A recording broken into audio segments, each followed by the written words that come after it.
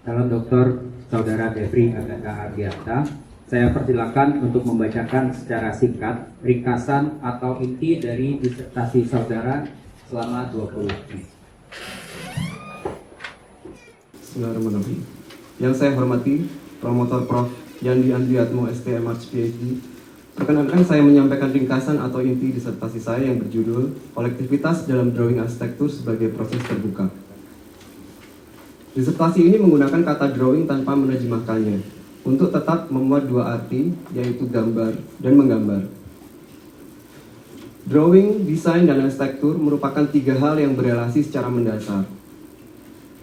Tidak ada arsitektur tanpa drawing, karena arsitek sebenarnya tidak pernah secara langsung membuat bangunan. Seperti dinyatakan Robin Evans, bahwa arsitek tidak membuat bangunan, melainkan membuat drawing untuk bangunan. Drawing dan desain memiliki akar kata yang sama, yaitu designo, yang berarti menggambar garis dan atau menuangkan gagasan. Dan penuangan gagasan akan berkaitan dengan tindakan produksi serta logika dalam melihat sesuatu. Pergeseran pemikiran drawing berlangsung atas pertanyaan dan dorongan untuk mengembangkan pengetahuan dan tidak hanya membahas bentuk ataupun teknik. Kondisi ini menunjukkan perlunya melihat wacana ini dengan lebih kritis. Drawing adalah perantara gagasan dan realita, melalui perancang sebagai autor tunggal dengan otoritas penuh, seperti yang disampaikan oleh Alberti. Representasi kemudian menitikberatkan kepada kepresisian, kelengkapan, dan kesempurnaan. Di sisi lain, arsitektur memuat kompleksitas, bersifat kontradiktif, dan memiliki banyak kemungkinan. Sehingga seharusnya drawing tidak dapat hanya disandarkan pada imajinasi kesempurnaan dan pemikiran authorship yang tunggal.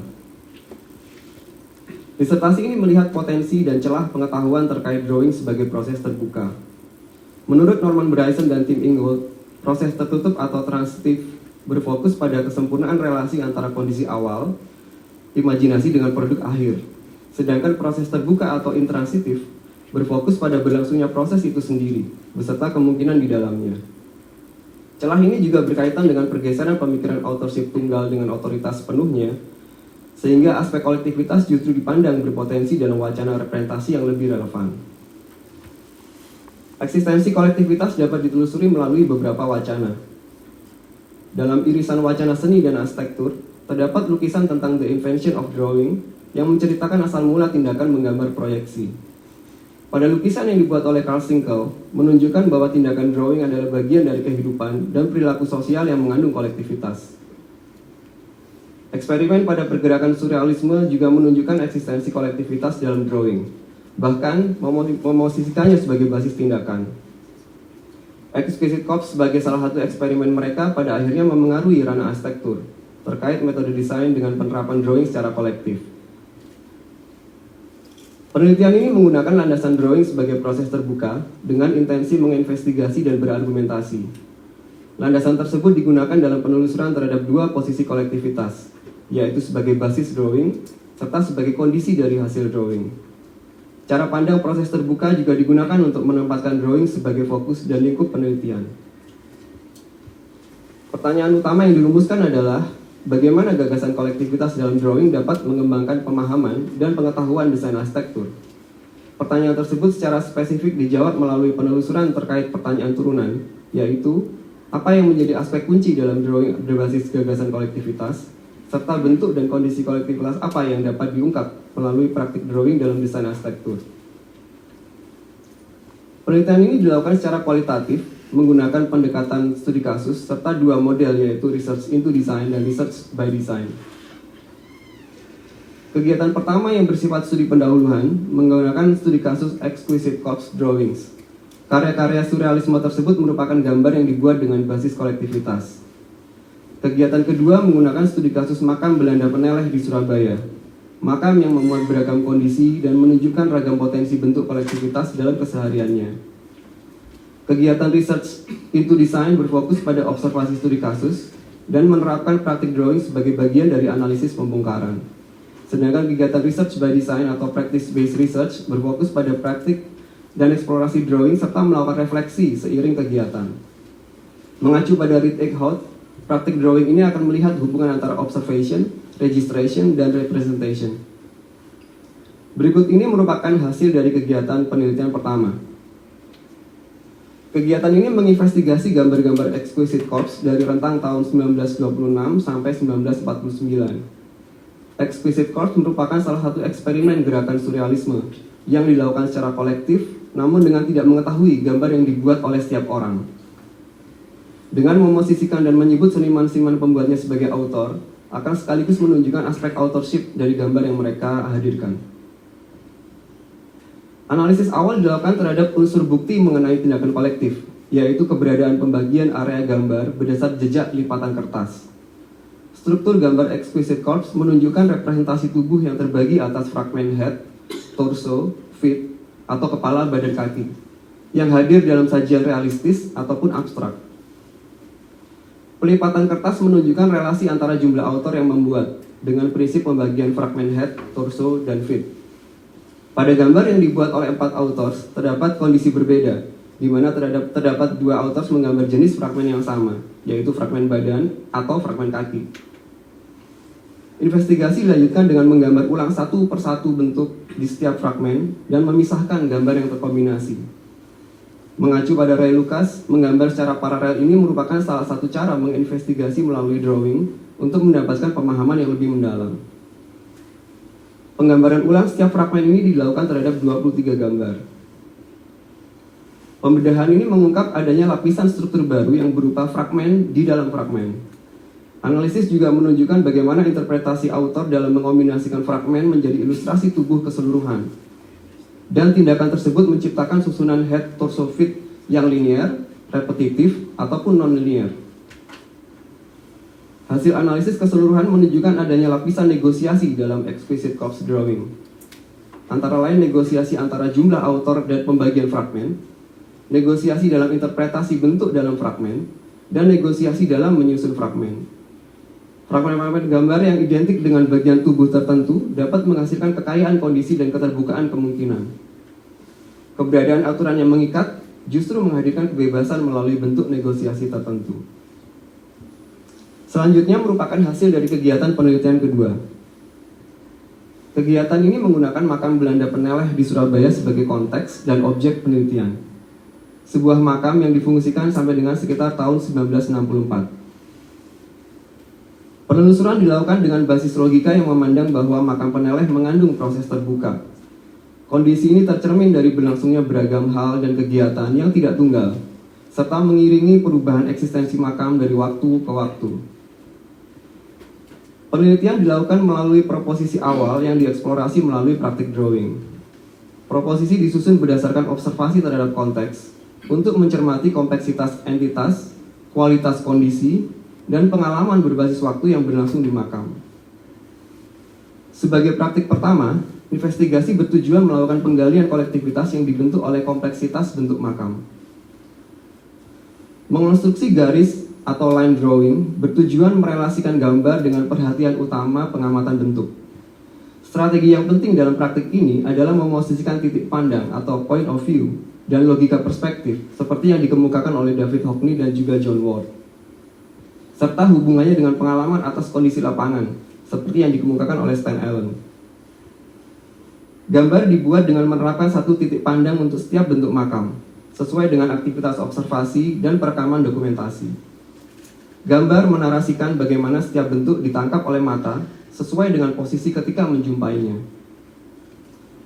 Iterasi dilakukan melalui penggambaran ulang atas setiap bentuk makam yang sebelumnya disajikan secara majemuk. Strategi ini diterapkan untuk mengeksplorasi pembacaan lanjutan terkait kompleksitas fragmen atau komponen bentuk makam. Refleksi dilakukan menggunakan strategi melihat ulang sesuatu sebagai hal yang lain, yang disebut oleh Donaldson sebagai seeing as. Strategi ini dilakukan dengan prinsip disposisi, melepaskan fragmen dari posisinya semula. Rangkaian baru justru dapat dihadirkan ketika merelasikan fragmen dari objek tertentu dengan fragmen serupa dari objek yang lain. Strategi disposisi ini membebaskan fragmen dari posisi yang statis dan menetap, dan memungkinkan alternatif pembacaan atas kompleksitas bentuk. Praktik kedua adalah melakukan investigasi kolektivitas berbasis kualitas kondisi makam. Strategi yang digunakan adalah melakukan tracing terhadap bagian dari makam yang mengalami degradasi, seperti terkelupas, terlubangi, tercoak, hancur, terlepas, dan sebagainya.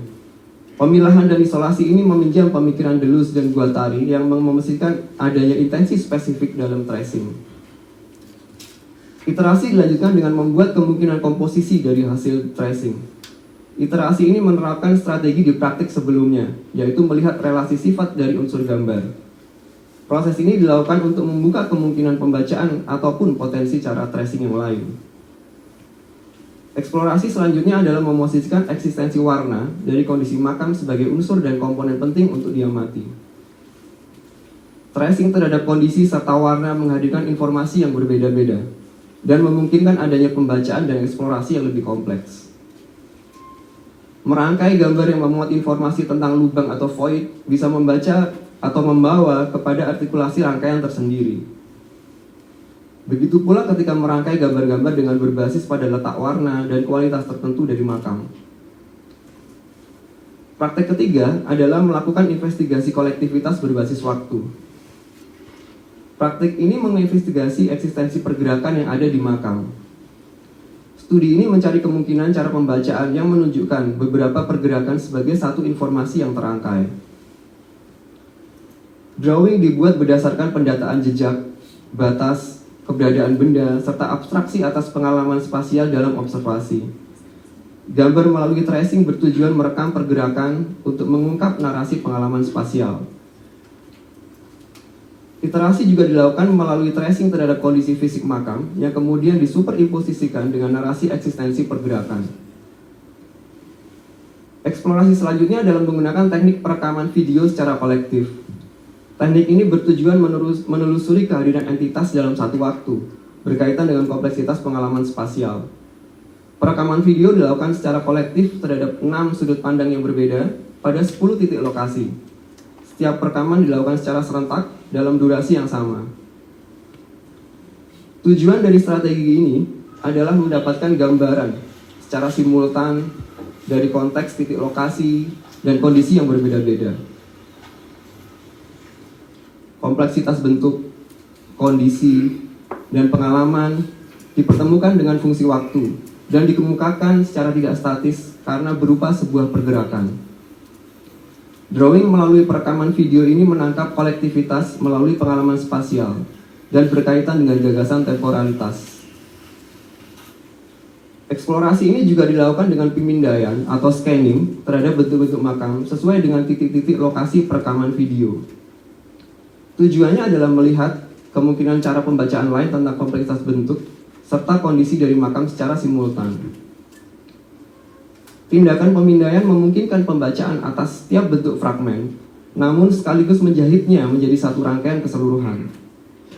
Pembacaan ulang dilakukan melalui rekonstruksi posisi perekam yang bergerak secara simultan.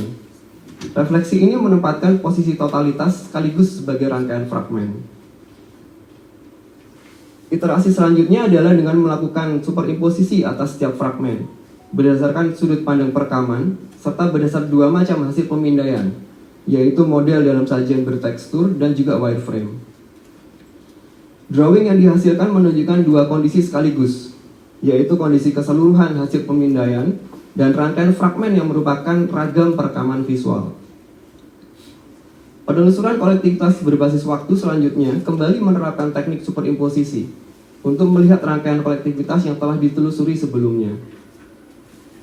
Superimposisi ini mencoba melihat bagaimana penelusuran kompleksitas bentuk yang dilakukan dengan teknik line drawing dikombinasikan dengan tracing berbasis kualitas kondisi. Iterasi ini bukan untuk sekedar menggabungkan, melainkan membuka kemungkinan pembacaan atas kolektivitas yang hadir secara sekaligus.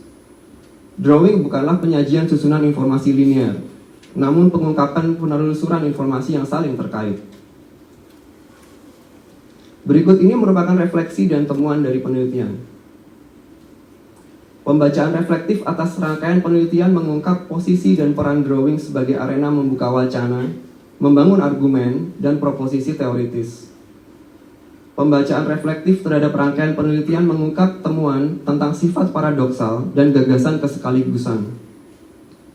Kondisi paradoks mengemukakan bahwa rules of connection dalam kolektivitas akan menunjukkan sifat ganda yang justru menghadirkan negosiasi. Paradoksal ini antara lain berlangsung antara aturan batasan dan peluang kebebasan, struktur tatanan dan kebebasan bentuk, ataupun keseragaman dan keberagaman. Sedangkan gagasan kesekaligusan yang ditemukan antara lain kesekaligusan dari parsialitas, kesekaligusan dari intensi dan indeterminasi, serta kesekaligusan dari kemenetapan dan perubahan. Bagaimana kondisi yang majemuk dijelaskan melalui satu, dan satu tetap menghadirkan eksistensi yang majemuk, merupakan pokok pikiran dari gagasan kesekaligusan.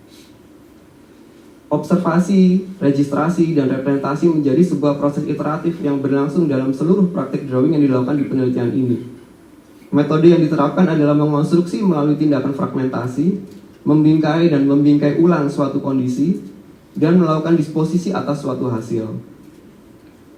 Sebagai kesimpulan dan jawaban pertanyaan riset, gagasan kolektivitas dalam drawing dapat mengembangkan pemahaman dan pengetahuan desain arsitektur melalui karakteristik paradoks dan gagasan kesekaligusan. Aspek kunci dalam drawing berbasis gagasan kolektivitas adalah relasi antara fragmen dan rangkaian keseluruhan, di mana kondisi relasi tersebut adalah berbentuk negosiasi. Bentuk dan kondisi kolektivitas dapat berkaitan dengan kompleksitas entitas, kolektivitas yang berupa kualitas kondisi, dan kolektivitas berbasis waktu.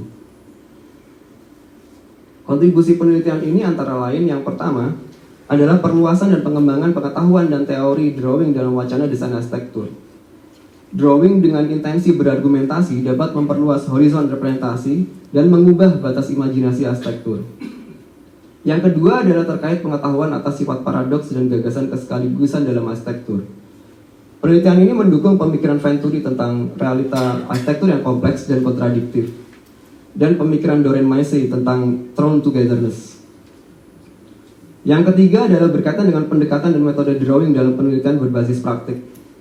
Penelitian ini mendemonstrasikan lebih jauh tentang terkait proses berpikir melalui drawing dan pemikiran Lucas mengenai teknik tracing dalam drawing sebagai metode penelusuran.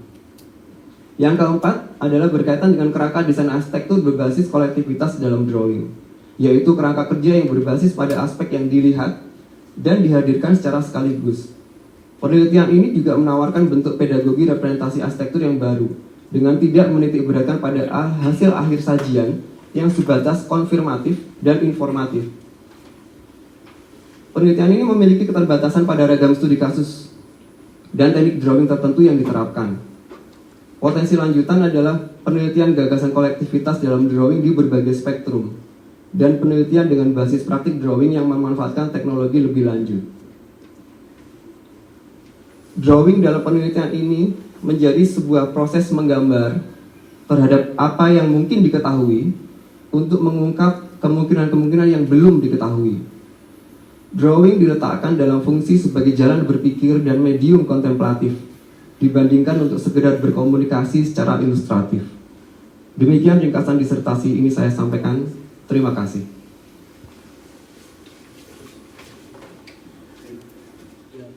To present the question or objection. Professor Hairul, the time is yours. Assalamualaikum warahmatullahi wabarakatuh. Salam sejahtera. Tahniah kepada Jeffrey, Agatha Ardianta kerana sampai ke peringkat ini. Tapi izinkan saya berbahasa Inggeris, bagi memudahkan cara. Congratulations to you, Jeffrey, for reaching this stage.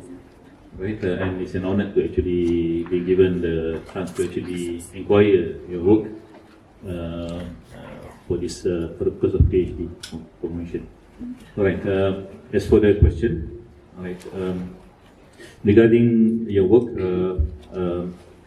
I do find some impressive thoughts, critical thoughts that have gone into this work, and the interesting part would be that I would like to ask you, there is a lot of emphasis on the role of the drawing in this case as a representation to the design effort, design action, design prevention, design thoughts that go into process related to the architect's work, for example. So the role of drawing as a kind of critical representation is well acknowledged, although it's less articulated. So then comes your PhD to actually expound this nature of drawing as an articulation of the thoughts and the impending action and intervention that the architect will impose on the skill. Okay, as you know that currently we are proud to use drawings as a technical tool for representation. But in the current situation, in the current industry of construction, and where people pride themselves on taking projects, how do you see what you have done? The role of drawing as an analytical tool, as a representative tool, will be of beneficial to the current and the future activities. Especially now we have what we call as the realm of building information modeling, and you have this issue of collaboration. So I think this is very relevant because you see in your work that drawing plays a role in collective manifestation, the sense of becoming through drawing. But how do you see this happening in light of advancement in building information modeling, especially in collaboration, and also currently you have this generative AI. Okay, we don't mention about that, but just the role of the drawing. I think that will be it for the time. Thank you. To the respected Professor Madya Dr. Khairul Anwar bin Muhammad Khaizir, allow me to respond to your questions or objection. Regarding about the current situation, there are many architects or practitioners using several technologies such as BIM and so on. I think my research will have some relation. The first one, in the position of how drawing is not only how we communicate or deliver our project, but we can put backwards into the phase of how we think about architecture. That's the most important, I think, from my research, because I don't put the drawing as only as a representation, but also how we can we build argumentation, and also we do some critical thinking about what we will create in architectural practice.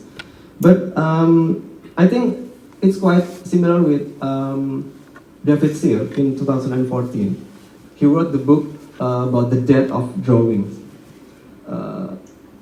The title is, I think, is quite satiric because he didn't talk about the drawing is dead, but the most important thing, if we put the drawing in traditional sense or traditional way of thinking, then he said that it would be dead. But if we can put drawing not in the traditional way, so we put the drawing as an articulation of how we drawing for an idea, it will never be dead. So I think the second part is about BIM, technology, and also collaboration is also the future of how architects will do their practice. And I think the idea of all-togetherness, which I mentioned in my research, is quite relevant with the current condition when we, as an author, is no longer a singular author with full of authority, like Alberti said. But architecture can created by anyone. Maybe it will never infinite condition. It's quite infinite. Yes, this concludes my answer. Thank you. Okay. Okay, thank you very much. Yes, you have provided an appetizer, good appetizer for things to come. Okay, what you're referring to might be what I can understand is the fact that in future, or maybe it's already happening, that the architect actually it is a sarana. It's actually from the advice that the fact that the architect should learn how to collaborate. Yeah. Should learn how to be collective. I mean, this is the one of the most difficult part, because I think architect being architect, yes, we all want to be original. We want to be tersohor, you know. Yes, to a certain extent, you want to stand as a prima donna of things. But in this case, is it true? Is it possible that what you're suggesting is that designers, architects should learn how to be collective, be collaborative? But of course, then comes the next question: how would you do that? Maybe you have some ideas for it. So that's the question. The second question. Okay, thank you, Pak Heru. I think, I do agree about the architect should learn about collaborative work, because actually when we try to hands to ourselves as an architect, I think architecture is never created by one person. It's almost impossible. And also when architecture is built, and then the architect is no longer the man with full authority about his work, because his work will never work for him or her, because it will work for anyone who will using the function or everything from this architecture. Thank you, Pak Karyo. Thank you. Saya persilakan penguji selanjutnya, Dr. Yusuf Ahmad Heri Fuad MN, pengajar tetap Departemen Teknik Arsitektur, Departemen Arsitektur FTUI, untuk menyampaikan pertanyaan alusangannya. Terima kasih Ketua Sidang Prof. Januar. Bismillahirrahmanirrahim. Assalamualaikum warahmatullahi wabarakatuh.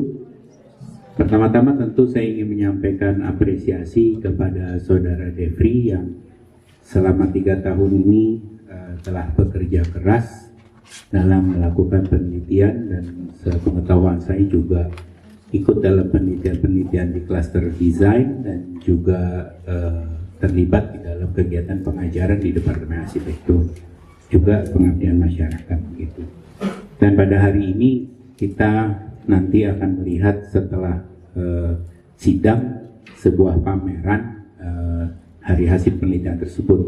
Dan ini sidang promosi S3 yang agak berbeda dari sidang-sidang promosi S3 sebelumnya. Saya ucapkan selamat untuk Mas Devri.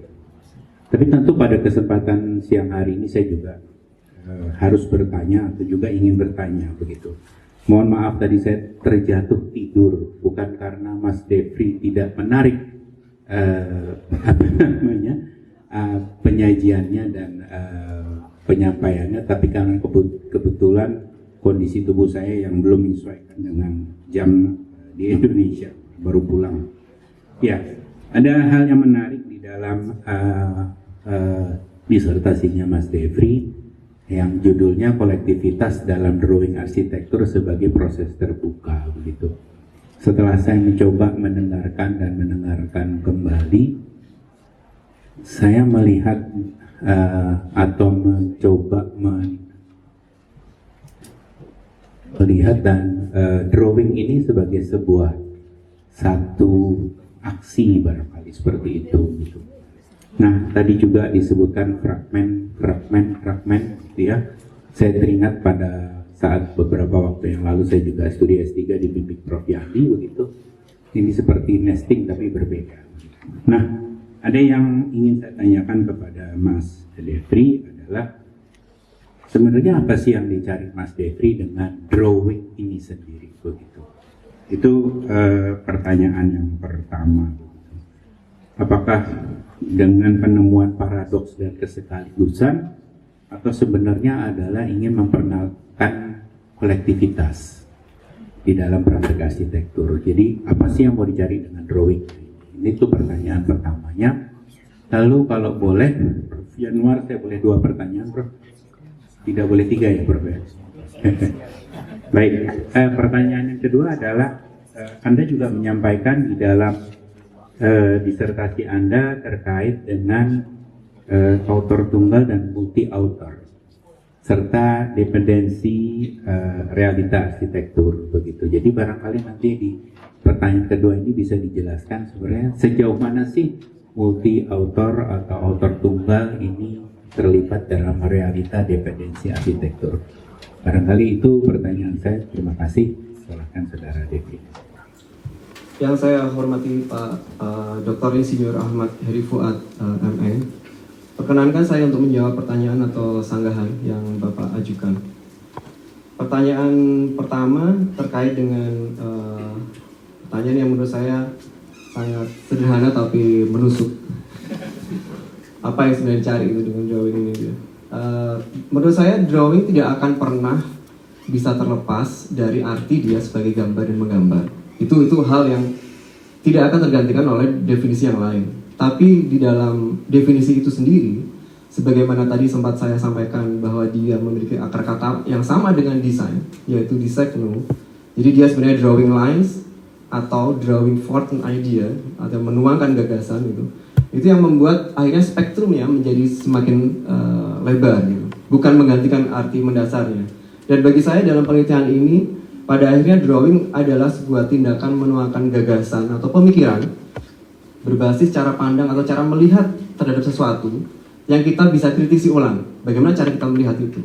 Jadi logic of seeing atau the way of seeing itu ternyata menjadi basis yang sangat mendasar dalam drawing. Bukan soal skill. Jadi itu menarik juga yang saya temukan dalam penelitian saya. Sebagai contoh yang disampaikan oleh Betty Edwards, dia sampaikan 5 skill mendasar yang pada dasarnya bukan skill, tapi tentang cara-cara melihat saja. Tidak ada urusannya dengan cara keahlian menggambar. Yang itu membuktikan bahwa sebenarnya way of seeing itu menjadi basis bagaimana kita kemudian act of drawing. Sehingga drawing itu akan selalu berada pada tataran spektrum antara benda dan aksi, kata kerja dan kata benda. Jadi dia sebagai sebuah jalan dan juga sebagai sebuah objek yang kemudian akan tertampilkan atau terbuat. Menyambung ke masih di pertanyaan pertama dari Pak Heri. Kemudian apakah kolektivitas itu kemudian menjadi krusial di dalam pencarian ide tentang drawing? Saya menemukan celah itu ketika mencoba memposisikan gagasan awal. Ini mungkin akan berrelasi dengan pertanyaan kedua Pak Heri. Mohon izin untuk bisa langsung menyambungnya. Yang pertama adalah bagaimana di awal itu, terutama di era Renaissance, bagaimana arsitek diposisikan terpisah dengan konstruktor. Alberti yang kemudian sangat memposisikan kondisi itu. Sehingga apa yang dibuat oleh arsitek itu harus perfect, supaya tidak ada ambiguitas ketika dia nanti akan diterjemahkan. Yang mana itu kemudian mendapatkan banyak kritik, karena tidak mungkin itu kemudian dijaga secara steril. Karena architecture memiliki banyak kemungkinan, punya banyak ketidakpastian, yang mana stakeholdernya tidak hanya si pembuat. Yang dimana celah itu yang kemudian membawa saya kepada beberapa penemuan tentang gagasan author tunggal, itu kemudian menjadi bisa dipertanyakan atau bisa dikritisi.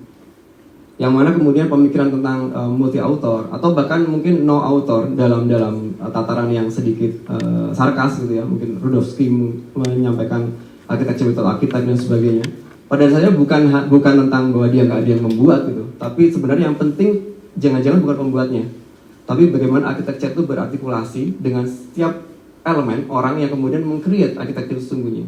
Sehingga dependensi yang seperti yang mungkin disampaikan oleh Jeremy Till misalnya itu, bahwa di architecture nggak independen, dia akan tidak pernah menjadi steril, dia tergantung dengan banyak hal. Sehingga itu yang kemudian saya ingin respon terhadap pertanyaan kedua Pak Heri tentang bagaimana author tunggal kemudian multi author menjadi berelasi terhadap spektrum drawing yang tadi saya coba apa istilahnya, saya coba bongkar gitu Pak Heri. Demikian jawaban yang bisa sampaikan. Terima kasih Pak Heri. Selamat ya Mas, sudah sampai tahap ini, dan saya pernah menyampaikan ini ke Mas Devri sebelumnya. Kalau melihat Mas Devri itu, saya sering sekali bersyukur, alhamdulillah saya sudah lulus. Jadi untuk teman-teman yang ada di belakang, ada di depan, ya ini benchmarknya silahkan dicermati pelan-pelan ya, diserapi. Oke, saya ada 2 pertanyaan. Yang pertama adalah follow up dari pertanyaan saya waktu ujian hasil riset sebenarnya. Ini terkait dengan superimposisi ya, ide superimposisi yang menjadi salah satu teknik di dalam drawing yang Mas Devri sampaikan. Mas Devri sudah merespon sebenarnya bahwasanya ada keragaman ada kompleksitas yang kemudian bisa dihadirkan secara bersama ya, secara sekaligus gitu melalui teknik superimposisi. Nah, tapi pertanyaan yang masih menggelitik saya itu kenapa ya Mas Devri menganggap keberagaman itu perlu dihadirkan secara bersama-sama? Kalau pinjam bahasa Mas Devri itu kenapa kompleksitas itu harus disampaikan melalui kesekaligusan gitu? Karena kan biasanya yang umumnya kompleksitas itu justru mau kita pilah-pilah ya gitu. Kita lihat satu-satu, supaya bisa dimengerti gitu kan, baru nanti dilihat lagi belakangan apa sih hubungannya. Nah, Mas Devri kan argumentasinya berbeda di sini, bahwasanya kompleksitas itu justru harus disampaikan secara sekaligus gitu. Nah, ada hal penting apa nih yang kemudian menurut Mas Devri perlu disampaikan melalui itu? Itu pertanyaan yang pertama. Nah, pertanyaan yang kedua, saya mencoba untuk expand sedikit Mas ya, izin di sini ruang lingkupnya. Bagaimana Mas Devri melihat pengetahuan drawing yang Mas Devri ajukan di sini? Kalau kita kaitkan dengan pandangan bahwasanya proses abstraksi dan kreasi itu sekarang berbasis tidak lagi dilakukan secara langsung ya pengkoreksian, tapi berbasis algoritma, sehingga ada perantaranya. Jadi abstraksi, kreasi itu tidak lagi dilakukan secara langsung, tapi ditransformasikan menjadi algoritma dulu. Algoritma yang kemudian akan mengenerate apapun itu yang mau kita buat gitu. Nah, ini kan pola berpikir yang sangat berbeda dengan yang Mas Devri sampaikan barangkali ya gitu. Justru di sini saya ingin mendengar kira-kira menurut Mas Devri seperti apa nih? Apakah yang Mas Devri ajukan di sini itu sesuatu yang memang totally different ya, nggak ada hubungannya sama itu, atau ada overlappingnya, atau justru bisa mendisrupsi pandangan-pandangan bahwa sekarang kok kayaknya apa-apa harus berbasis algoritma gitu, apa-apa itu harus ada logical thinkingnya, apa-apa harus bisa dioptimasi gitu. Ya, sementara barangkali ada pengetahuan-pengetahuan yang mungkin bisa kemudian kita gali lagi ketika kita mungkin ada mundur sedikit, balik sedikit dengan cara kreasi yang memang langsung, tidak melalui algoritma itu. Mungkin itu pertanyaan dari saya, silahkan Mas Devri. Baik, yang saya hormati Bapak Dr. Vero Yudhistira STM Ars. Perkenankan saya untuk menjawab pertanyaan atau sanggahan yang Bapak ajukan. Terkait pertanyaan pertama, berkaitan dengan teknik superimposisi secara spesifik, yang kemudian membawa kepada pembahasan mengapa keberagaman, kompleksitas, dan juga kesekaligusan itu kemudian perlu dihadirkan seperti itu di saat biasanya justru dibongkar satu-satu untuk kemudian ditampilkan atau dipahami satu persatu. Saya akan menjawab dengan begini. Ketika kondisi yang sebaliknya, justru itu yang selalu dilakukan. Karena gambar atau drawing itu diposisikan sebagai hal yang harus konfirmatif dan harus informatif. Sehingga usahanya adalah mengurai yang kemudian dianggap sebagai sebuah kompleksitas menjadi lebih jernih. Yang harapannya adalah hal-hal yang konfirmatif bisa dipahami. Tapi hal itu akan menutupi sebenarnya potensi yang lebih besar tentang drawing itu sendiri. Itu sebabnya Brian Kendry menyampaikan drawing itu artefak dan juga antifact. Jadi istilah yang dia gunakan menurut saya menarik sekali, karena artefak dia sebagai objek. Tapi antifact yang kata itu yang dia gunakan itu adalah mengungkapkan kemungkinan atau possibility dari impossibility. Jadi drawing yang tampil tidak lagi sebagai sebuah representasi, sebuah ilustrasi tentang sesuatu. Tentunya dia akan mengilustrasikan, tapi ilustrasi apa itu menjadi bukan hal yang terpenting, tapi apa yang diargumentasikan di dalamnya itu menjadi penting. Nah, dengan demikian, ketika keragaman dan kompleksitas itu saya coba hadirkan bahwa semuanya itu ketika kita maknai tanpa adanya hierarki, tanpa adanya sebuah formasi tertentu yang mengakibatkan ada urutan dan sebagainya, seharusnya kita akan lebih paham tentang keragaman, kompleksitas, dan realita dari aspek itu sendiri. Yang kedua, ini menurut saya menarik ekspansi dari Pak Vero tentang abstraksi dan relasi ya tadi ya, tentang drawing yang disampaikan dan bagaimana kemudian teknologi itu akan mengembangkan drawing itu sendiri. Sebenarnya saya sampaikan di dalam keterbatasan dan potensi penelitian lanjutan yang dapat dilakukan. Saya rasa penggunaan teknik dan metode tertentu yang berkaitan dengan teknologi lebih lanjut, saya pikir akan bisa mengeksplorasi apa yang saya kemukakan dalam penelitian ini. Tapi secara spesifik saya juga sampaikan bahwa mengapa metode ini saya gunakan dalam riset, karena di dalam argumentasi tentang hubungan seeing, drawing, and thinking, itu ada Julie Dors menyampaikan di simposium berjudul Is Drawing Dead. Itu menurut saya menarik sekali karena judul Is Drawing Dead tapi disampaikan dalam simposium tentang computational drawing. Jadi itu yang kemudian mengakibatkan sebenarnya seeing, kemudian thinking dan drawing, argumentasi saya di dalam penelitian ini akan lebih bisa diiterasikan dan direfleksikan ketika dia tanpa medium perantara yang membuat jarak antara berpikir dan bertindak itu terlalu jauh. Jadi kalau saya tarik ke posisi yang saya lakukan, itu alasannya. Tapi saya menyampaikan bahwa penelitian lanjutan akan sangat terbuka untuk mencoba melihat keberadaan teknologi lebih lanjut dalam tataran pemikiran yang saya sampaikan. Demikian jawaban yang dapat saya berikan. Terima kasih. Luas yang kemudian melihat bagaimana potensi authorship dalam berbagai bentuk arsitektur dengan kolektivitas hadir sebagai sebuah bentuk pengayaannya. Nah, yang saya ingin, ada dua hal yang ingin saya konfirmasi sekaligus saya tanyakan ke Mas Devri.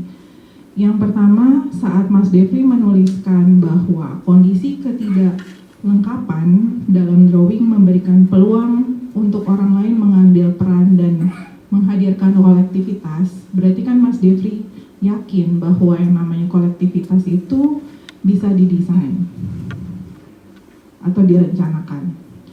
Nah, apakah itu bentuk konfirmasi? Apakah kemudian Mas Devri melihat dengan adanya multi author tersebut ada kelemahan yang mungkin terjadi di dalam proses desain? Apa sih yang perlu disadari dengan ketidakadaan hierarki atau aturan yang membebaskan? Itu konfirmasi sekaligus pertanyaan. Nah, kemudian yang kedua, mungkin Mas Devri bisa jauh lebih mengartikulasikan apa yang Mas Devri sudah lakukan terkait dengan research by design yang Mas Devri tunjukkan di sini. Apa yang menjadi kelebihan atau keterbatasan Mas Devri dalam melakukan praktik research by design ini, dan apa yang kemudian Mas Devri akan lakukan secara berbeda setelah melakukan ini semua. Terima kasih. Baik. Yang saya hormati Ibu Dr. Rini Suryanti MSc. Perkenankan saya untuk menjawab pertanyaan atau sanggahan yang Ibu ajukan. Terkait dengan pertanyaan pertama, kalau boleh saya ulangi, berkaitan dengan bagaimana kemudian ketidaklengkapan menghadirkan gap yang memungkinkan autor lain itu kemudian masuk, dan sebenarnya apakah itu kemudian membawa sebuah kelemahan dari keberadaan multi author? Ya, jadi sebenarnya ketidaklengkapan itu sebuah gagasan yang menurut saya cukup menarik ketika setidaknya pemikiran tentang kolas dan montas itu dikemukakan dalam wacana representasi, dan kemudian itu menjadi semakin tereksagerasi gitu ketika digunakan di dalam mewacanakan arsitektur itu sendiri, lebih dari sekedar wacana bagaimana gambar itu tertampil. Karena sebenarnya bagaimana arsitektur itu kemudian hadir, itu kita bisa memposisikan ulang apa benar hierarki yang kemudian kita selama ini yakini sebagai sebuah struktur dari arsitektur itu perlu dipahami seperti itu, karena kenyataannya itu bisa jadi tidak seperti itu. Saya menemukan kondisi yang juga menarik ketika melaksanakan studi ini, ketika membaca Aldo Rossi, itu kemudian merasa menemukan this is architecture gitu ya, ketika dia menemukan runtuhan puing, kolom Doric yang kemudian runtuh, kemudian dia melihat fragmen-fragmen dari si kolom itu, ya kemudian dia merasa bisa mengetahui bagaimana wholeness dari arsitektur itu. Jadi padahal kolom itu merupakan hal yang tidak lengkap sebagai satu komposisi arsitektur itu. Jadi bagaimana gagasan itu dalam tataran konsepsi kemudian dibawa dalam tataran bagaimana berarsitektur, itu saya rasa membuat peluang kehadiran arsitektur yang kemudian tercreate oleh sekian banyak pelaku itu menjadi memungkinkan.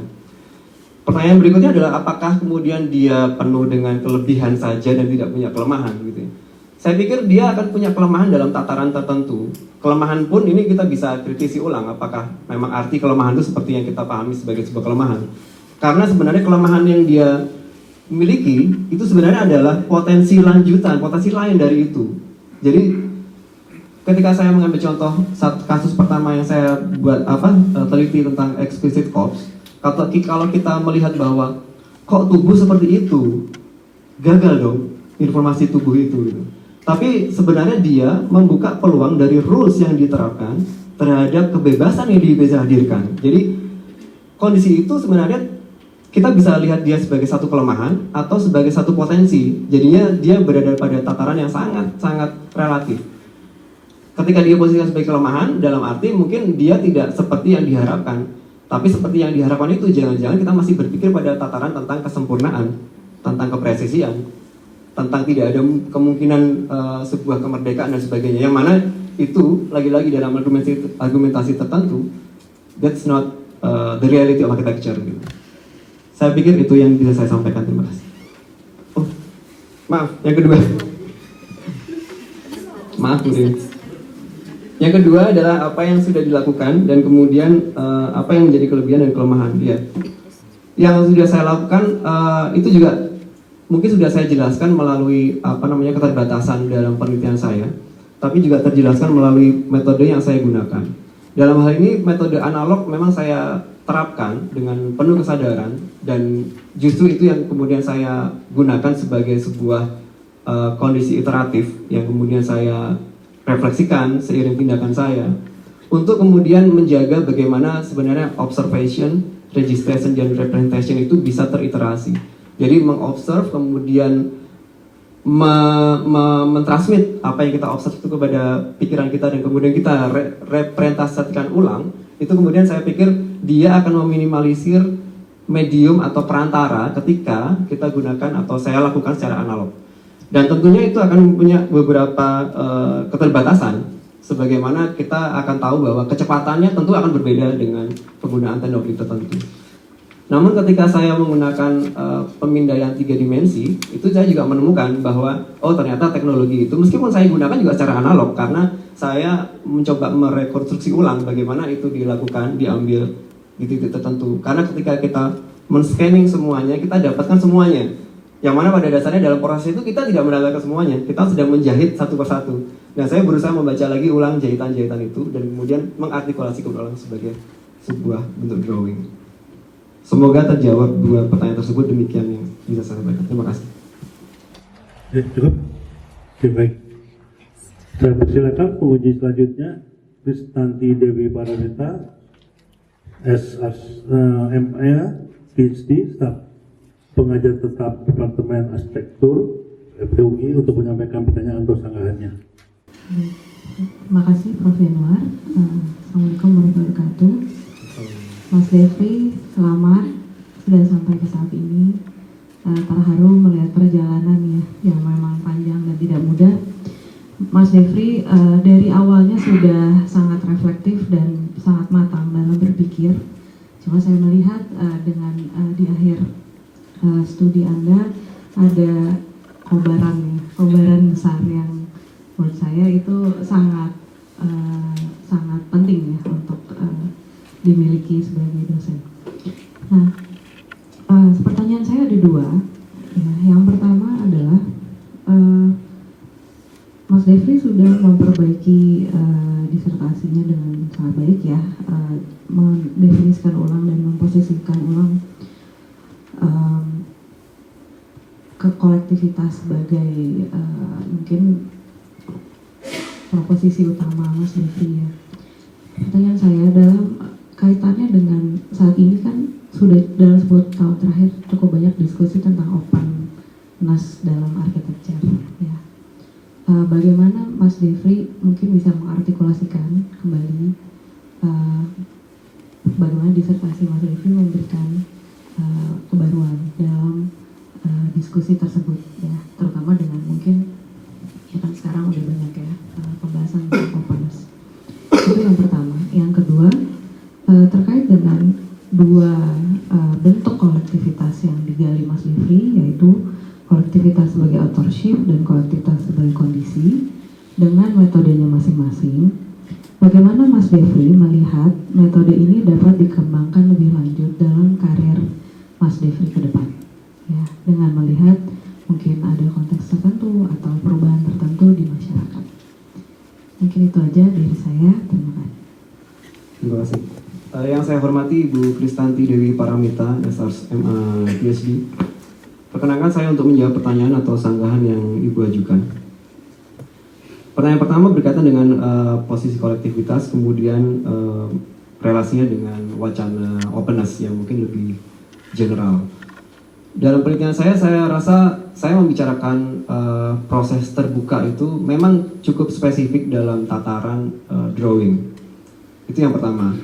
Yang mana sebenarnya gagasan tentang kondisi atau proses tertutup yang dimukakan oleh Ingold tentang istilah transitif, di mana sebenarnya yang dipegang adalah bagaimana kemudian kesempurnaan relasi antara imajinasi dengan hasil akhir itu kemudian dibongkar dengan memandangnya sebagai proses terbuka yang lebih fokus terhadap proses itu sendiri. Dan saya rasa apa yang saya lakukan akan memberi kontribusi terhadap sebenarnya di dalam proses itu sendiri apa yang kemudian bisa hadir dan bisa kita pahami. Yang mana satu yang berkaitan dengan bagaimana cara kita memandang dan memahaminya, dan kedua bagaimana kita menghadirkan sesuatu dalam proses. Sehingga gagasan kesekaligusan yang saya ambil, dan saya dengan sengaja menggunakan term kesekaligusan bukan sekaligus, karena untuk memuat dua arti, yaitu kondisi sekaligus dan juga cara melihat yang sekaligus. Jadi itu pun ketika saya coba translate terhadap bahasa Inggris ada tantangan tersendiri karena bukan all together dan bukan all togetherness, sehingga saya harus menggunakan kata-kata all togetherness. Dan itu yang kemudian saya pikir akan memberikan kontribusi terhadap wacana openness dalam lingkup yang lebih besar. Yang kedua tentang bagaimana dua bentuk kolektivitas, yaitu sebagai basis drawing dan sebagai hasil drawing itu akan berhubungan atau memberi kontribusi terhadap karir saya ke depan ya kalau nggak salah, atau apa yang bisa saya lakukan gitu. Bukan, nantinya mau. Oh ya, oke. Nantinya mau ngapain? Ya, saya pikir isu tentang kolektivitas saat ini menjadi penting, terutama di saat teknologi informasi kemudian seakan-akan meletakkan manusia menjadi subordinat. Kita lupa bahwa kita tidak akan pernah tergantikan, apalagi ketika kita tidak memosisikan hanya kita sendiri yang melakukan sesuatu. Saya pikir teknologi AI sekalipun dia akan memiliki tantangan tersendiri ketika berhadapan dengan manusia yang kolektif.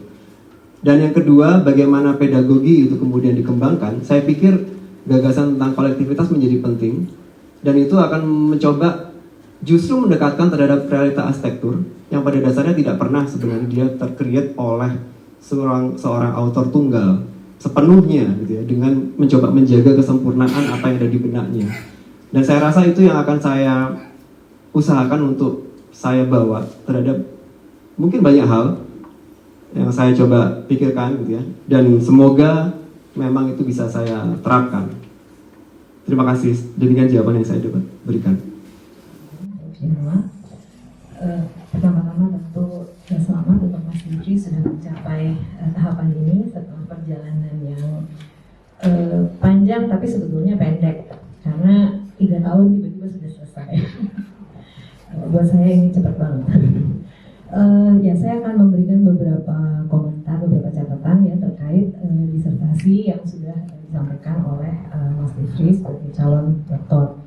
Catatan pertama adalah mengenai disertasi ini yang berkaitan dengan penelusuran drawing sebagai sebuah praktek kreatif dan reflektif. Jadi apa yang dilakukan oleh Mas Devri di sini adalah penelitian yang dilakukan melalui riset by design atau kita sering sebut juga sebagai riset by practice. Dan kita sama-sama bisa melihat bagaimana langkah-langkah atau metodologi dalam riset ini memang melibatkan serangkaian proses yang tentunya berbeda dari apa yang umumnya kita lakukan manakala kita melakukan riset yang bersifat riset empirik. Khususnya di sini adalah bisa terlihat dari apa yang dipaparkan dan juga nanti kita bisa bersama-sama melihat dalam exhibitionnya bagaimana proses making dan proses refleksi yang menyertainya itu menjadi bagian yang penting dari riset ini.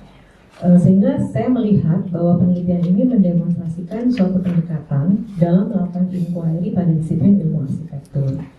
di mana penekanannya adalah pada proses of becoming dan representasi yang menjadi penting dalam proses produksi arsitektur. Proses penelitiannya sendiri mengandung banyak kebebasan. Jadi artinya di sini kandidat banyak melakukan hal-hal yang sifatnya kreatif, terutama dalam melakukan representasi dan iterasi ya. Jadi tadi ada iterasi terkait konstruksi garis, penelusuran jejak, superimposisi dan sebagainya. Namun pada saat yang sama memang penelitian ini tentunya dihadapkan pada tantangan metodologis.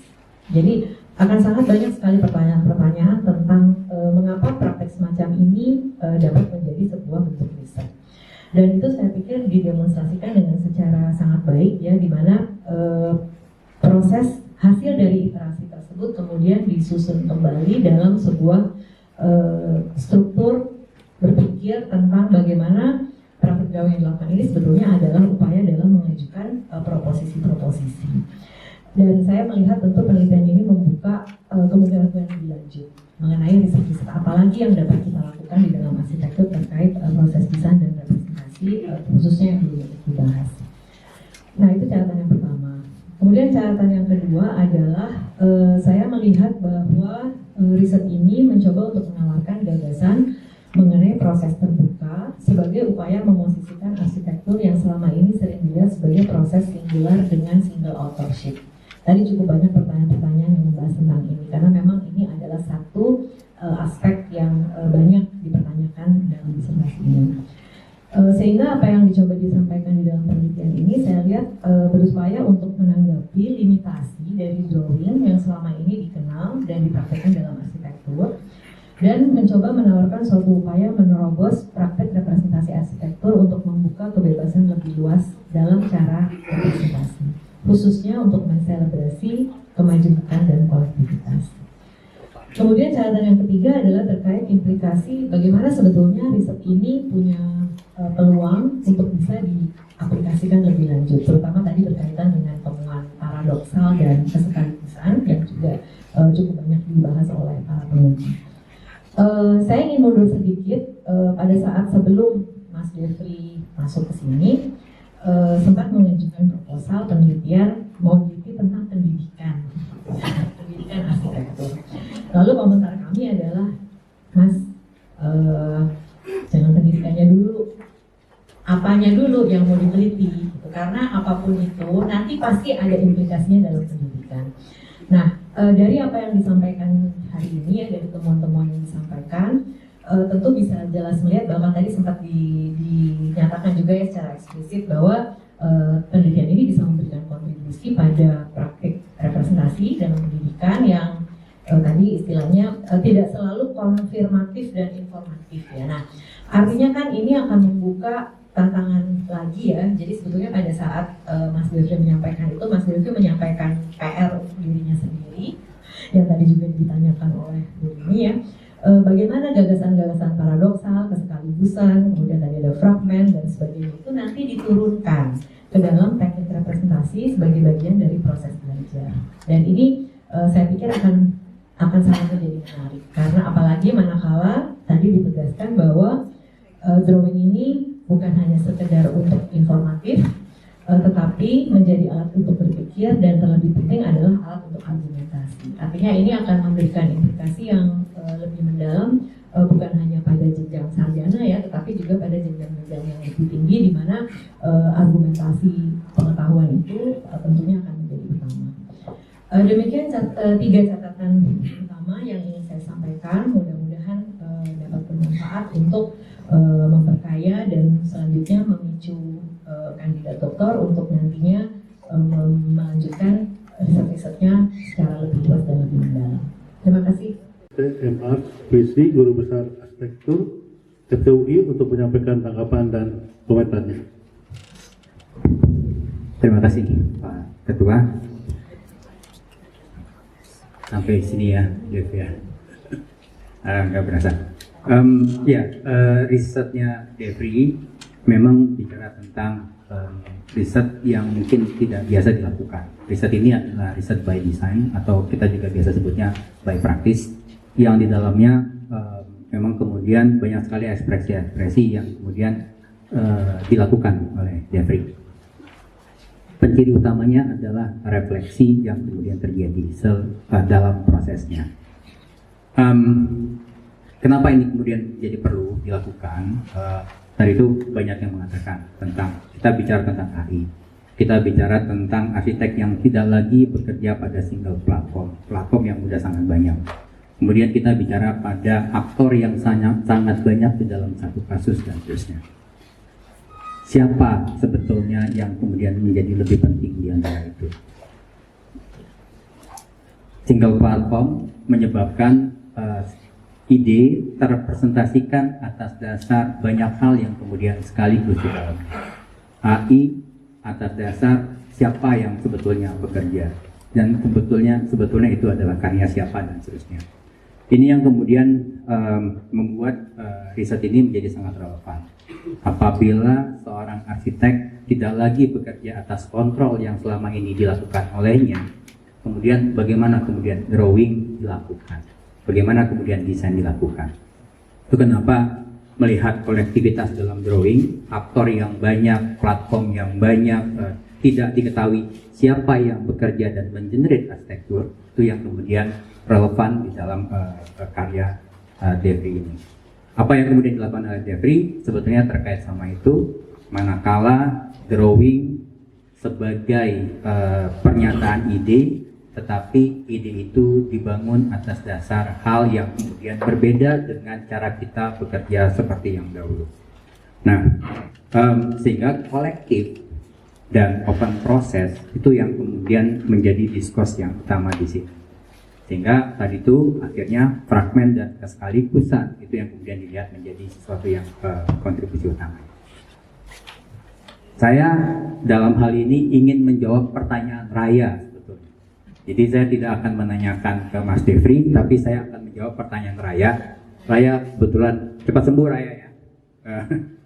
Sakit hari ini, sebenarnya sangat ingin datang. Raya bertanya, kenapa makam yang menjadi subjeknya? Memang dalam waktu pas kami melakukan observasi, ini menjadi sebuah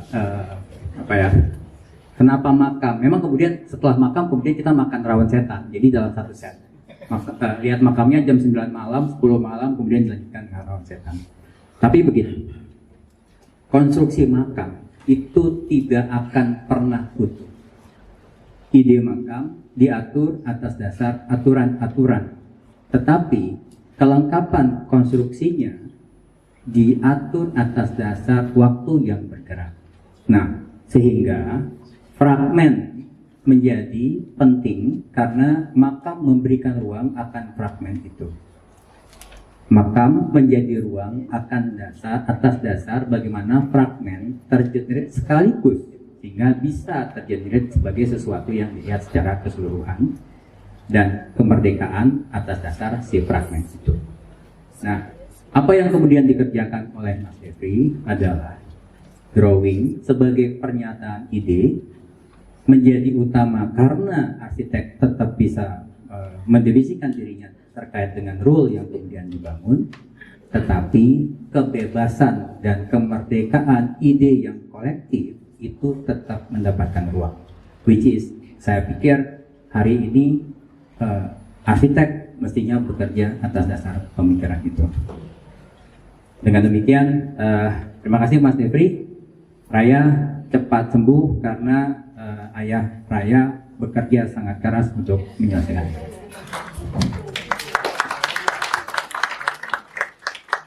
Waktu habis, ujian telah selesai. Ujian telah berakhir. Izinkanlah kami mengadakan sidang tertutup untuk melakukan penilaian dan sidang kami skor selama 15 menit. Ketua Sidang Promosi Doktor beserta tim penguji meninggalkan ruang sidang terbuka menuju ruang sidang tertutup. Hadirin dimohon berdiri.